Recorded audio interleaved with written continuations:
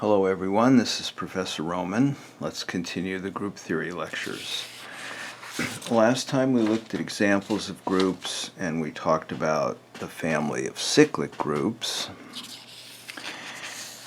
Now I want to talk about the order of group elements. We've seen that the order of a finite group is, by definition, the size of the underlying set. It's the size of the group. There is also a related concept of order for individual elements of the group. Here's the definition. Let G be a group and let A be an element of G. An integer n for which a to the n equals the identity is called an exponent of a, of the element. You'll have to forgive me today. It's 4 o'clock in the morning. I couldn't sleep, so I decided to do a lecture. So my voice may sound a little funny. If a has a positive exponent, some elements don't have exponents, but if a has an exponent, it will have a positive exponent. Then the smallest positive exponent of a is called the order of a. And we will denote it by O of a. So in symbols, a to the power O of a is 1. O of a is an exponent, and it's positive by definition. But a to the k is not 1 for any k that's positive but less than the order of a. If a has no positive exponents, then it's said to have infinite order, and we write O of a equals infinity.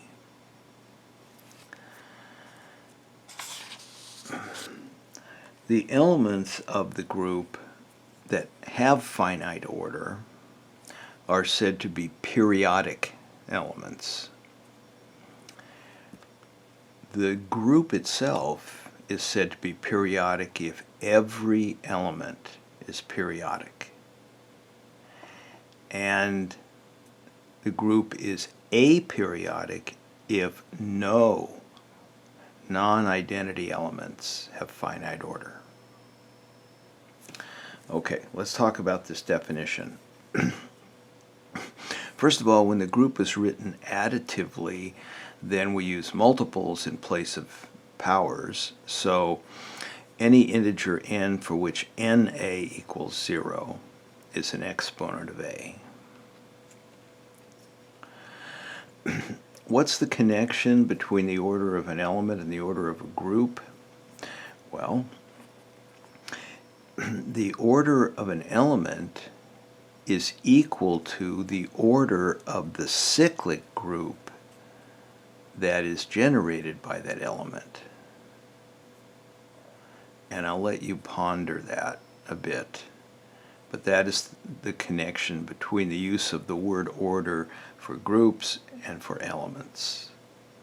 They're not totally unrelated concepts. Now I need to mention that not all authors use the term exponent the way we have done in our definition. So if you're going to speak to someone else about this and you want to use that term, you may need to explain what it means. You may need to give them the definition. Some authors just don't have a term for an integer n for which a to the n equals the identity. But it is a very convenient thing to have, so that's why I defined it. Note also that the concepts of periodic and aperiodic are not negations of each other, they're extreme opposites. In a periodic group, every element is periodic. In an aperiodic group, no element is periodic except the one that has to be, and that's the identity itself. If A is the identity, then A to any power, A to the first power, is 1. So that element will have an exponent and therefore be of finite order. The identity element always has finite order. It's order 1.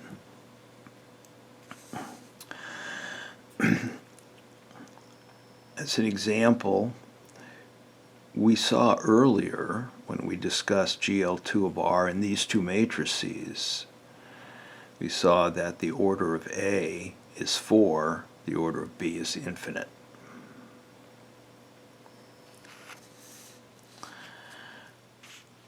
It's not hard to see that every finite group is periodic. Every element has finite order, because if you take an element and you start raising it to powers, sooner or later you have to come to a power that you've already had before. They can't all be distinct because the group is finite. So there's going to be a pair of exponents, I, let's say bigger than j, for which a to the I equals a to the j, and therefore a to the power I minus j is the identity, I minus j is an exponent. So the element has finite order. But the converse does not hold. There exist infinite periodic groups. And here's an example. Consider the set of all binary infinite sequences. So these are sequences of zeros and ones. Under component-wise addition, mod 2. This is an additive group. I'll let you check associativity. This is obviously the 0 element. And every element does have an inverse. In fact, if you multiply an element by 2, and what this really means is you add the element to itself, you're going to get 0. Because 1 plus 1 mod 2 is 0. 0 plus 0 is obviously 0. So you get all zeros. You get the identity. So all non-zero elements, these are the non-identity elements, have order 2. So we have an infinite group. There's infinitely many binary sequences, but the group is periodic.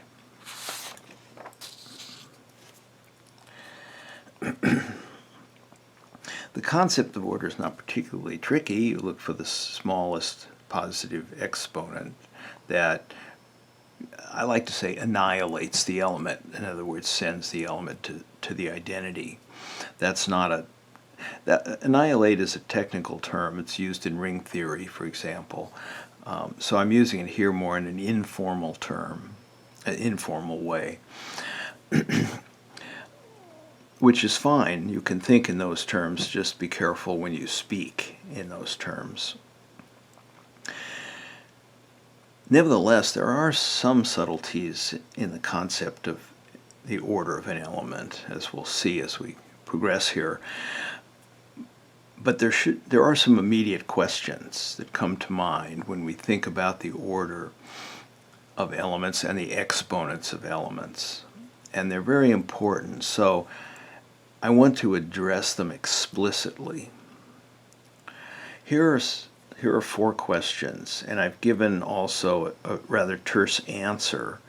Then we're going to go into details on why this answer is correct. First question, what can we say about the set of all exponents of an element? And obviously we assume it has exponents. The answer is that if an element has a positive exponent, and I said before, I'll say it again, if an element has an exponent, it will have a positive exponent. And that's something for you to think about. So I could have said here if an element has an exponent, but just for emphasis, I said if an element has a positive exponent, then the exponents of that element are precisely the integral multiples of the smallest positive exponent, which we know to be the order of the element by definition. So all the exponents of an element are precisely the integral multiples of the order of the element, the smallest positive exponent. That's a nice, neat package. So if an element has exponent 5, then it doesn't have exponent 7, because if it has exponent 5, that exponent is a multiple of the order. Let's say it's a non-identity element. And so actually 5 is also the order of the element, because 5 is prime. And so the exponents are all the multiples of 5. So that's a very powerful statement. What can we say about the order of a product of elements? The answer is nothing in general. And I'll go into that in more detail later. Unless the elements commute, in which case the order of a product divides the least common multiple of the individual orders. So it's not as much as we like to be able to say. We'd love to be able to say the order of the product is a product of the orders, for example. But in general, we can't say that. The best we can do in general is nothing. When the elements commute, we can say at least the order of the product divides the least common multiple of the two orders. We can say that the order of a product of commuting elements is equal to the product of the orders if and only if those individual orders are pairwise relatively prime. And that's, if not what we necessarily would like, at least it's definitive. Now, these two questions were questions at the element level. We were talking about the exponents of an element, the order of the product of elements. There are some group level questions related to exponents and order that are also worth looking at. What can we say about the existence of a common exponent for all the elements of a group? Is there a single integer, non-zero, that will annihilate every element in the group? That when you raise the elements to that power, you always get the identity. Answer: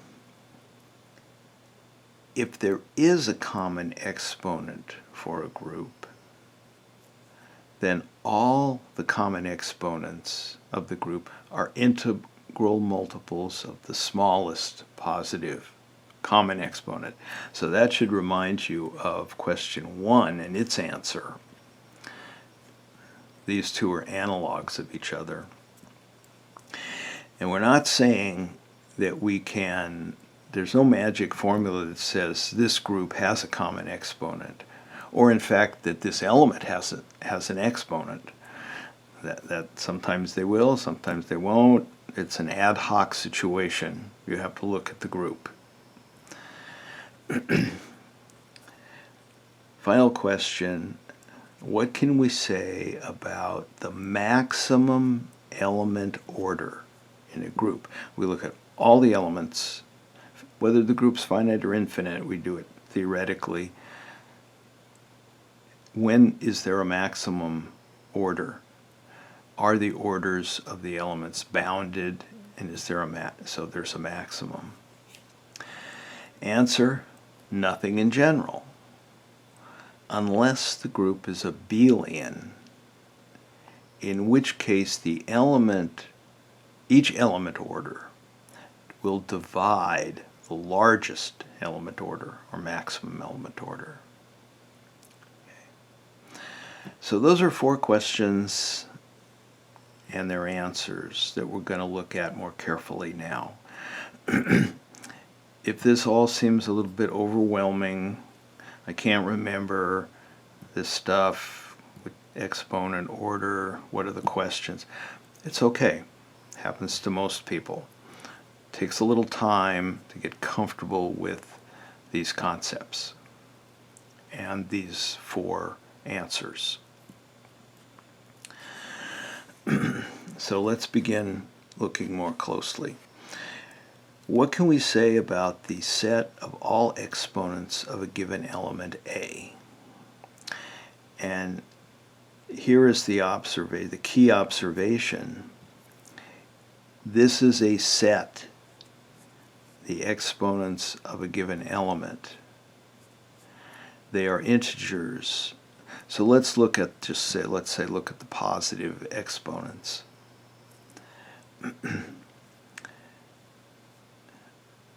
That set is ordered, positive integers. If we want to know more about that set or that family of integers, think about the extreme witness principle that we talked about earlier.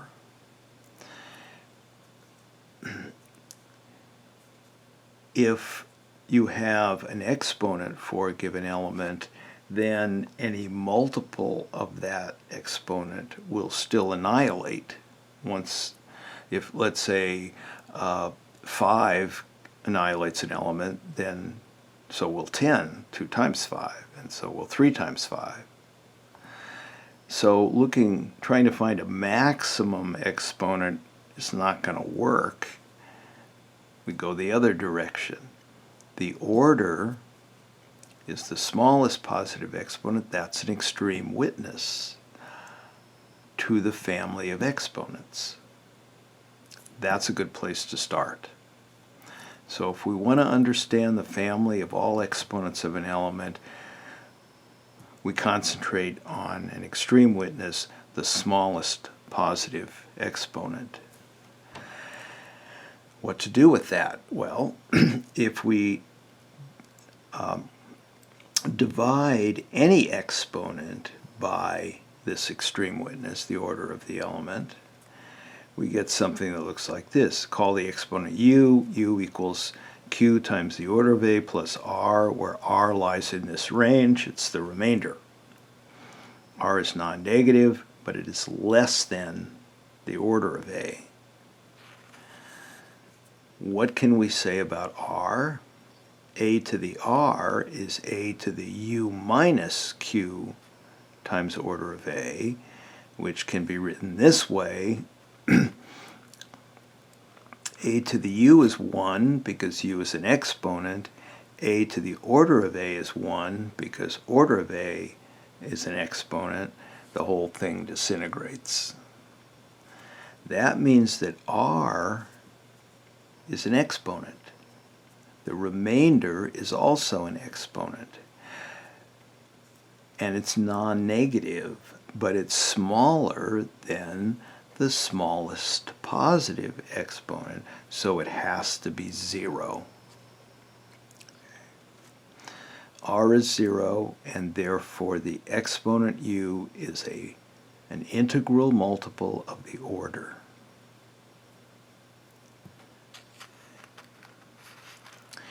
And conversely, of course, any integral multiple of the order will be an exponent. So we have our first answer to the first question. Let G be a group. If A is in G, has finite order, then the exponents of A are precisely the integral multiples of the order of A. So here's another way to say it that turns out to be quite useful. A to the k is 1 if and only if the order of A divides k, or if and only if k is a multiple of the order of A. Okay. This argument is well worth studying carefully until it makes crystal clear sense, because it's an argument that's used a lot. It's a combination of two techniques. The extreme witness principle gives you the element you divide by, the divisor, or order of A in this case, and the second technique or tool is the division algorithm. You divide by the extreme witness. This is something that comes up relatively frequently.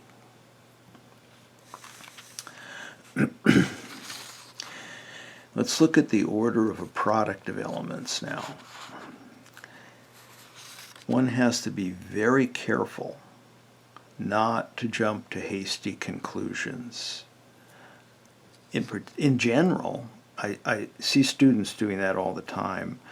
They will say to me, well, what about so-and-so? And I'll say, well, where did you get that? And I say, well, it seemed reasonable. Well, that's not good enough in mathematics. You have to be very careful not to jump to unwarranted, unjustified conclusions just because something may seem to make sense. When I teach the transition to advanced math class, the first couple lectures, I discuss these kinds of general issues in studying mathematics. And sometimes I have to resort to a discussion of the Banach-Tarski paradox to really drive home the point that some things that seem intuitively true or intuitively false are sometimes just the opposite. Okay. Anyway, I'm digressing. Let me get back to the point here. Here's an example. Again, these are the two matrices we've discussed before. Oh no, I don't think those are. Well, anyway, there are two matrices in GL2. This matrix has, both of these matrices have finite order. If you start raising them to powers, you're going to hit the identity before long. But their product has infinite order. You take their product, no matter what power you raise that to, you never get the identity. So this drives home a clear point. Don't jump to any hasty conclusions with regard to the order of a product. Okay. Both factors can have finite order, but the product can have infinite order. At the other extreme, if you take A inverse, that's the identity, that has order 1, regardless of the order of A, could be finite, could be infinite. So this example shows that there's nothing or very little we can say in general about the order of a product in a group. However, there is a formula for the order of a power of a single element. And this will prove to be one of the most useful formulas in this entire course. I hope that's enough for you to spend some time with this, enough motivation to spend some time with this formula. It's really important. Let G be a group and let A be an element of G with finite order. Then for any integer k, the order of A to the k is equal to the order of A divided by the greatest common divisor of the order of A and k. In particular, and the in particular is that the order of A to the k divides the order of A. Also very useful, not as useful as this formula. This formula, in fact, will give us the next two parts of this theorem. If we have an integer that divides the order of a, then we can tell which powers of a have order d. The order of a to the k is equal to d if and only if k is of this form, r times order of a divided by d, where r and d are relatively prime. So this is takes a while to absorb this, but the point is there is an answer to the question, if d divides the order of a, which powers of a have order d? Now we come to something I promised we would do earlier, and that is determine the generators of a finite cyclic group. For any integer k, the order of a to the k equals the order of a, if and only if k and the order of a are relatively prime. So if these two orders are equal, it means that that a to the k also generates the group. Right? So a to the k generates this finite cyclic group if and only if k and order of a are relatively prime. As to proof, for convenience, we'll set the order of a equal to n. For part one, there are various proofs of this, not that difficult. I searched to try to find something that was motivational. So this is written less elegantly than it could be. For part one, we're looking for a formula for the order of a to the k. So what we're looking for is the smallest integer m, bigger than or equal to 1, positive integer, for which a to the km is 1. This is a to the k to the power m. But a to the km is equal to 1 if and only if n divides, n is the order of a, divides km. That was the previous theorem. So we are seeking the smallest m bigger than or equal to 1 for which n divides km. So if you think about this for a second, it's clear that m, which is what we're looking for, has to make up for any prime powers in n here that are missing from k. If n has a power, let's say 2 to the 5th, but k is not divisible by 2, m better be divisible by 2 to the 5th. Or if k is divisible by 2 but not 2 squared, then m better be divisible by 2 to the 4th, so that when we look at all the maximum power of 2 that divides this, it's 5, at least 5. Okay. So what we can do is remove the prime powers that are common to n and k, so we can see more clearly which prime powers have to be divisors of m. And the way to do that is to divide by the greatest common divisor of n and k.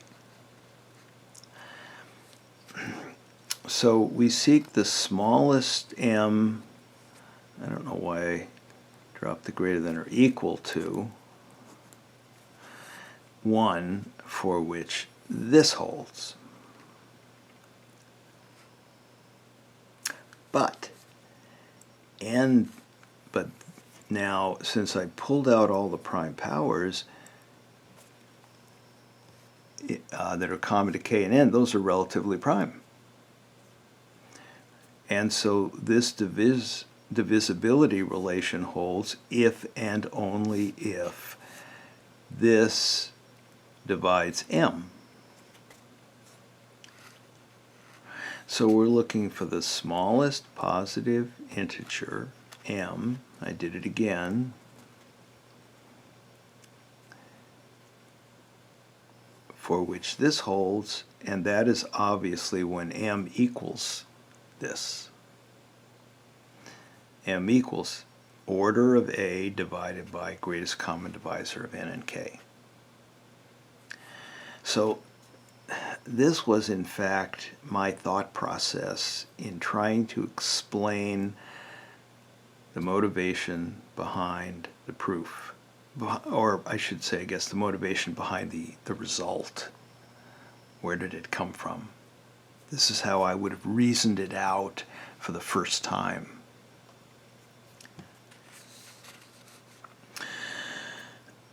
For part 2, according to this formula, for part 1, the order of A to the k is equal to d if and only if this is the formula for the order of A to the k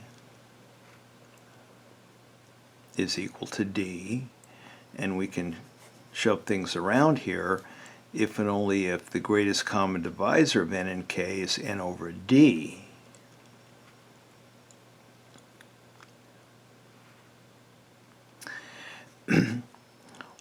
But this says that n over d is the largest factor in common to n and k. So we can write k as a multiple of n over d and n as a multiple of n over d, and we know what the multiple is. And r and d have to be relatively prime. Otherwise there'd be a bigger common factor.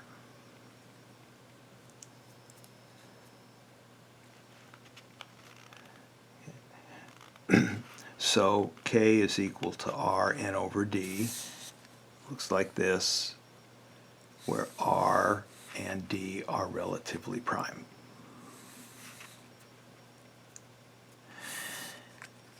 Part 3, I'm going to leave the proof to you as an exercise. But again, I say, this formula is very, very useful. It's well worth remembering.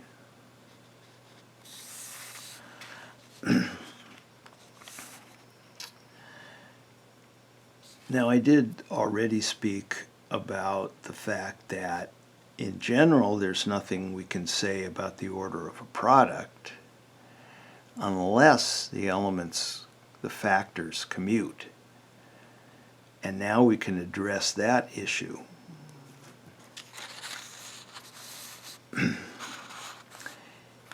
If we just have two elements we're taking the product of, and they commute, then ab to the k is a to the k, b to the k. And so the least common multiple, which I called L here, of the two orders will annihilate the product. If k is the least common multiple of both orders, then a to the k is the identity, and b to the k is the identity. So what we learn then is that the order of the product divides L. L is an exponent of AB, therefore it's a multiple of the order of AB. And this works for the product of more than just two elements, as long as they commute, pairwise commutativity. And then now we can use this fact to determine when the order of a product is the product of the orders. So here's the theorem. G is a group. We have a bunch of elements of G, and they commute. And when I say a set of elements commute, as you know from the definition, it means that they're pairwise commutativity. So AI aj equals aj ai for all I and j in the range 1 to n. Then the order of the product divides the least common multiple of the orders. And this equation, the order of the product is the product of the orders, holds if and only if the orders are pairwise relatively prime.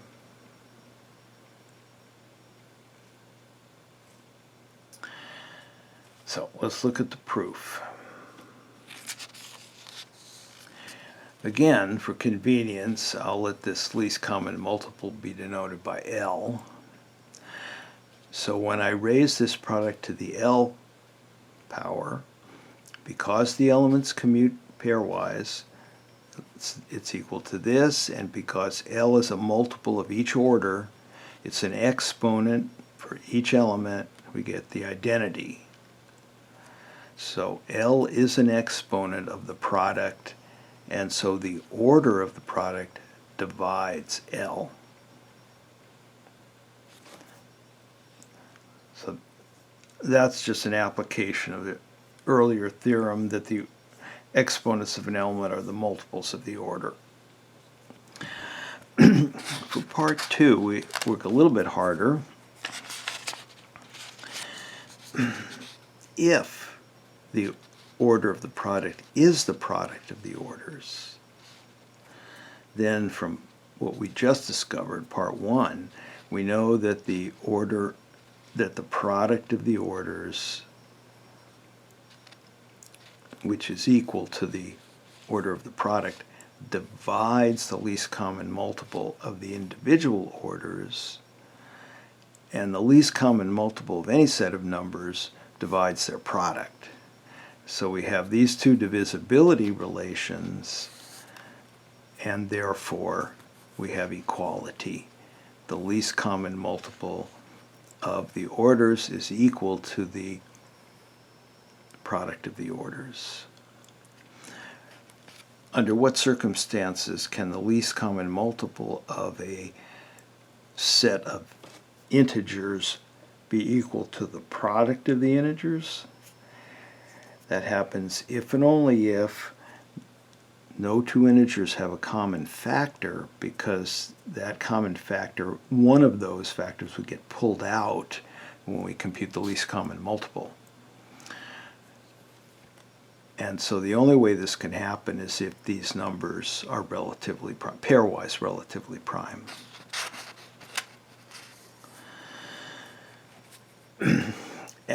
So that's half of this biconditional.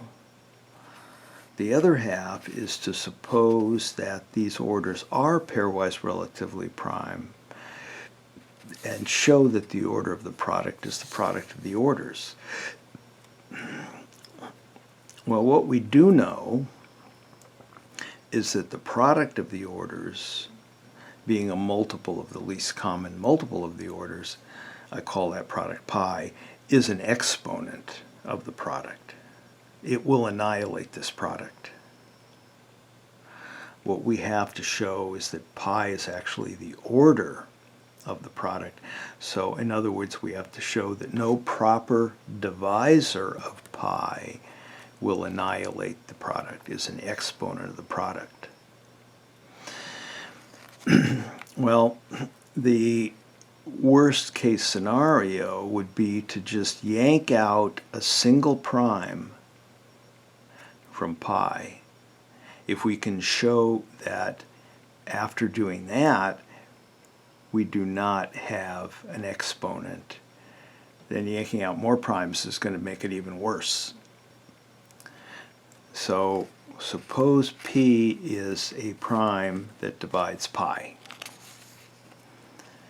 And we can assume, by reindexing the elements if we need to, that p is actually a divisor of the order of A1. Remember, these are relatively prime. P will be a divisor of precisely one of these. And we can assume it's the order of A1. So pi over p can then be written in this form. And this factor is an integer. This this number, pi over p, is an integral multiple of every one of these orders, order of a2 through order of an. This is an integer. But it is not a multiple of the order of a1, because we can't move this p to one of the other orders. It doesn't divide any of the other orders. So when we take this product to the power pi over p, it's going to kill, remember these commute pairwise, it's going to annihilate all of these except a1, because it's a multiple of every order except for the order of a1. And it's going to leave us with this, and we can write this way. If you just combine these, take their product, you get pi over p. Okay. But this product is relatively prime to the order of a1, because all these are individual orders of pairwise relatively prime.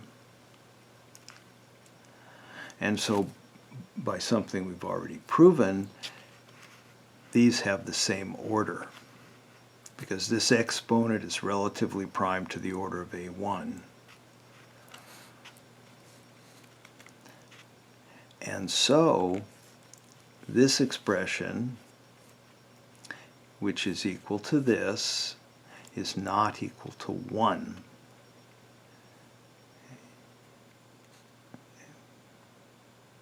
This has order,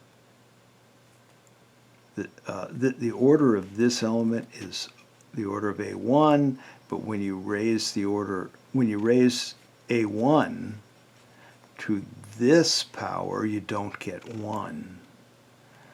Okay.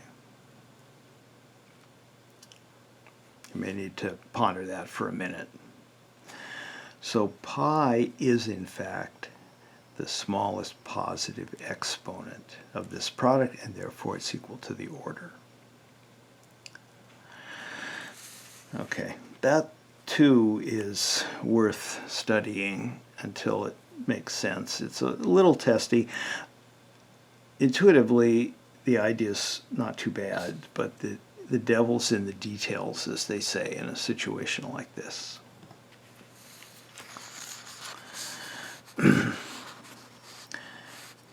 Elements that have order 2 arise often in the study of group theory, and so they have a special name. They're called involutions. These are precisely the non-identity elements that are equal to their own inverse. That's one reason why they occur often. And here is kind of an interesting result, something you might not expect, because it ties together two seemingly unrelated concepts. A group in which every non-identity element is an involution must be abelian. All the elements commute. And I left the proof of this as an exercise with a very, perhaps not so friendly hint. The proof's only one line long. Okay? So I'll let you ponder that. We have now studied the notions of exponent and order at the element level. So let's take a look at these notions at the group level. There may be a single integer that is a common exponent for every element in the group. If there is a common exponent, in other words, if there's an element that annihilates all the elements of the group, then it's called an exponent of the group. This is the official definition we're going to use. An integer n that is an exponent for every element of G is called an exponent of G. So it will do this. It will annihilate every element in the sense that when we raise that element to the power n, we get the identity. If G has a non-zero exponent, and it may not, then we say that G has finite exponent.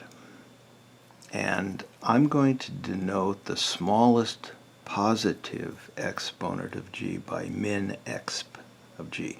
This is the smallest positive exponent. There is no smallest negative exponent if the group does have an exponent, so it has to be positive. It wouldn't make sense otherwise.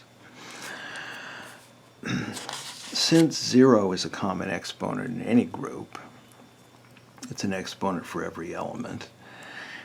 The term finite exponent, to say G has a finite exponent, really means to say that G has finite non-zero exponent, but this is the common terminology.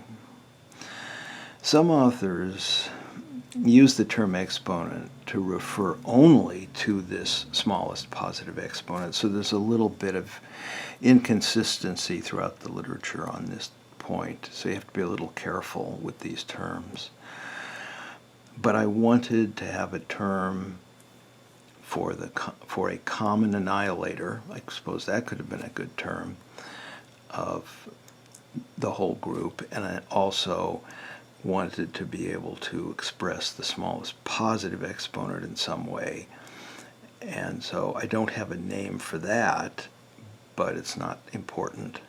Min exp of G will do just fine. We can't call the minimum exponent of G the order of G because that term's already taken by the size of the underlying set. So there's a little bit of inconsistency also between these terms as they apply to elements and as they apply to groups. For groups of finite exponent, it's quite easy to find the value of min exp G theoretically, because an exponent of the group has to be an exponent of each element by definition, and therefore has to be a multiple of the orders of every element. In other words, a common multiple of the element orders. Well, the smallest common multiple of the element orders is known as the least common multiple of the element orders. So the minimum positive exponent, the smallest positive annihilator of the whole group, is the least common multiple of the annihilators of the individual elements, of the, in fact, orders of each element. And this makes it clear that a group has finite exponent if and only if the element orders are bounded from above. Just as with element exponents, it's pretty easy to show that the exponents of a group are precisely the integral multiples of the smallest positive exponent.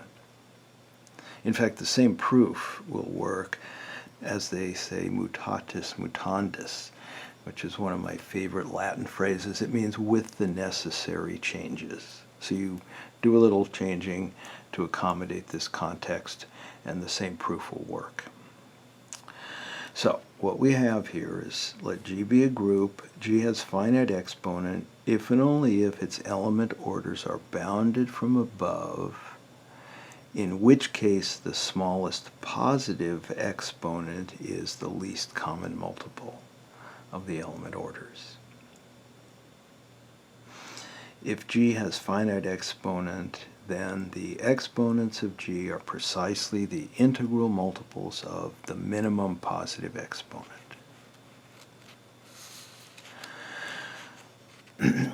It may take a little while for this to become comfortable for you. If it seems a little overwhelming right now, exponents and orders for both elements and groups, not to worry. The more you live with it, the more comfortable you will get with it. These ideas do allow us to define what I would refer to as 3 degrees of finiteness for a group. The strongest degree of finiteness is when the group G has finite order. You can't get any more finite than that. And in this case, all the elements have finite order, and we've seen that if you take an element and raise it to powers, eventually you have to get a duplicate, so you're going to have a finite order. And these orders are certainly bounded above because there's only a finite number of them. But in fact, more than that, we have this theorem which tells us that the order of every element divides the minimum positive order. So that forms an upper bound for the set of element orders under divisibility, in fact. The next strongest degree of finiteness occurs when the group G has finite exponent. So again, in this case, we have this relationship. So the minimum positive exponent is an upper bound for the element orders under divisibility. And we've already seen an example of an infinite group that has finite exponent, an infinite group for which there's a single integer that kills everything.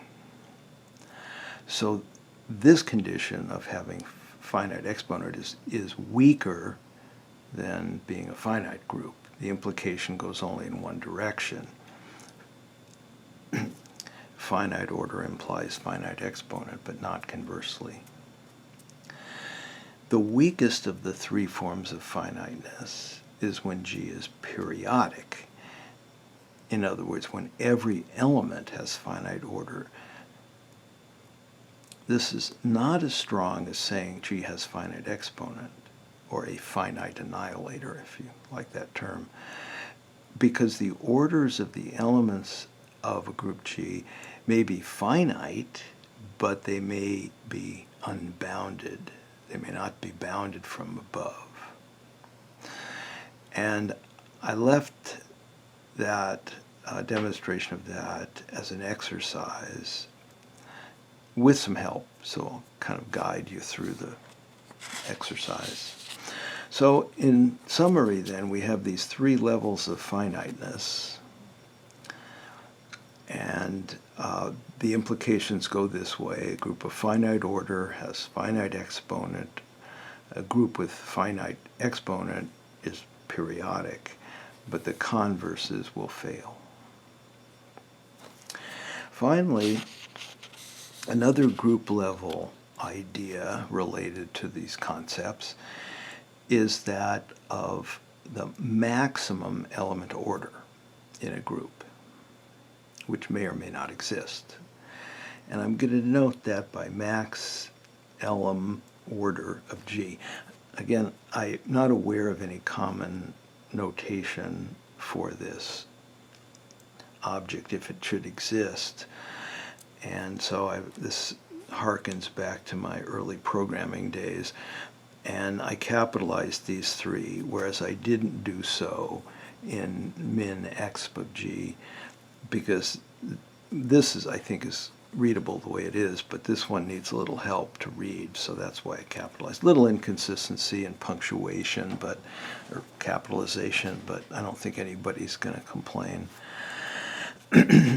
So, of course, a group has a maximum element order if and only if its elements orders are bounded.